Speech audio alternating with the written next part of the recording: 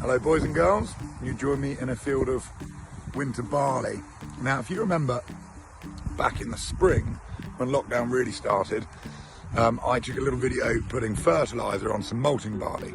Well, this is the field of malting barley that I was spinning fertiliser on to make it grow, and we're very much at the point of harvesting it now. So it's grown as much as it could through the drought. It's not a particularly good crop, but it has grown a bit, and it's drying out and it's died off, and the next step for us is putting the combine in. But this field is going into stubble turnips, so what it actually means is that we're currently drilling this field with next year's crop, or with a second crop for this year, so we're going to double crop it, and we're putting on stubble turnips to feed and fatten up a lot of sheep through the winter. So what does the crop look like when it's ready to harvest? So if we have a look down in here at this row, you can see from the straw it's dead all the way up to the ears. That's the important bit. So these are the grains on the ears. They're not very big this year. And we're hoping that we've got the right specification for this to become malt. So it's become malt, this malting barley, and this will be made into beer, craft beers, that kind of thing. So lots of goodness. We will keep some of the straw, which will be used for bedding for livestock through the winter periods. So I'm going to have my little helper Winston.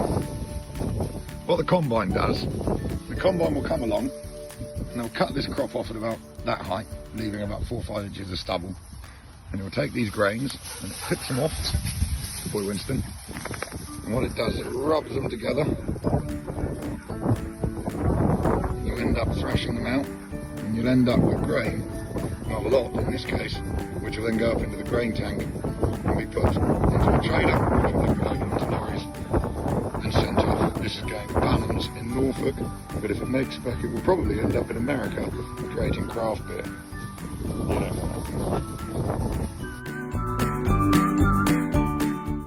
So as I said, we're currently drilling stubble turnips.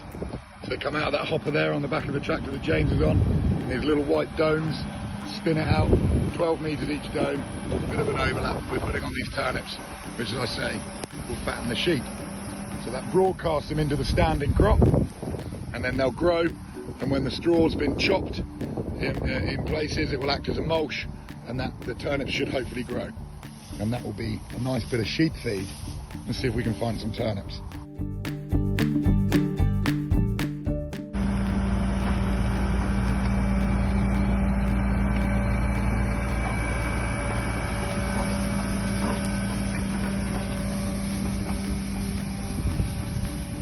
Turnips being spread on. Let's see if we can find some. Winston, have a look. He's not very good at searching for turnips. The turnips are quite tricky to find. Winston, I don't need a hand from you, thanks very much. If we look down in here we go.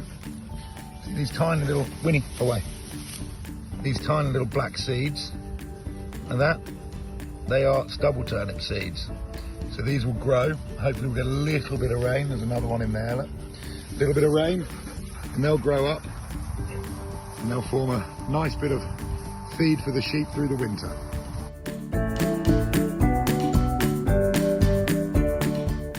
So a quick overview of how the combine works. So this is what they call the platform, the front, or header, and what people call it.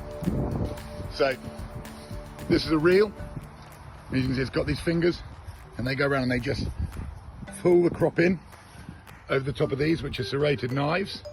So they move really, really fast, chop the crop, and that lays, and it goes into this bobbin or napkin screw, and that gathers it all through from each side of the platform to the middle here. And these fingers rotate and they pull it through the back of the platform, through that gap.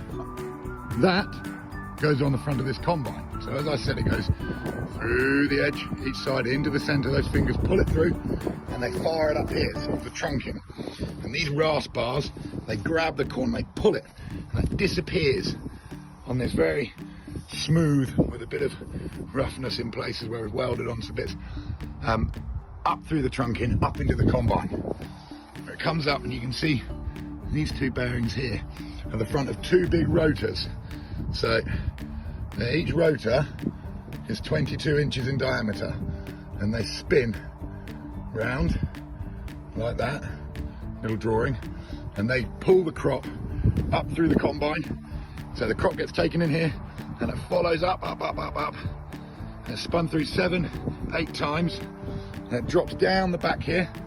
And if we're chopping, in the back it goes into a load of knives that are rotating at about, I don't know, 1600 RPM. So round and round and round, it chops it. And it gets blasted out the back of these spreaders, which spreads the chaff. If we're rowing up the straw, so for animal feed, that flap at the back there is open and there's a big swath of straw. So all the heads are thrashed off and the straw is left in a big old row ready for the baler. And the baler comes along, as you've seen from the hay videos, makes it into bales. These bales are a bit dirty because they're the leftover ones from last year, but you can see all the straw is made into a bale and that will go and become sheep or cattle or pig bedding. So I hope you've learned a little bit. I will, when we're combining, I will show you how it works from the cab. But for the time being, stay safe, guys. Keep going. And we'll wear high vis on the farm this time of year. Very, very busy time of year. And it's better to be safe and be seen. Yeah, we don't want any accidents. So if you are on farms this year and you are lucky enough to get out and have a look at a farm and watch harvest work, make sure you can be seen.